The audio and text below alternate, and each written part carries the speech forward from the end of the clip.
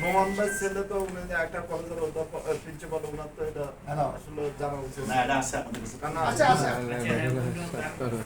এই যে আমরা একটু আগে বলছি না যে কোন কোন মিলে কি হারে আমাদের জমি নিছে সবগুলি আমাদের কাছে আছে ডকুমেন্ট। ডকুমেন্ট থাকলে তো হবে না।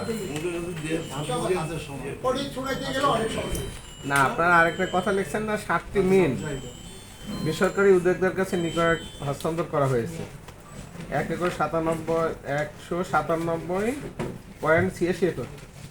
এই যে বেসরকারি উদ্যোক্তারা, এই বেসরকারি 7টা মিল যে উদ্দেশ্যে, এই বেসরকারি উদ্যোক্তার কারা? এরা ফেসিস সরকারের কোনো লোক? এটা ক্লিয়ার করেন, কাদের কাছে দিয়ে গেছে? এই যে ব্রিটিশ সরকারের লোক এরা সবাই আগে দিয়ে গেছে। এটা কারা কার কাছে দিছে?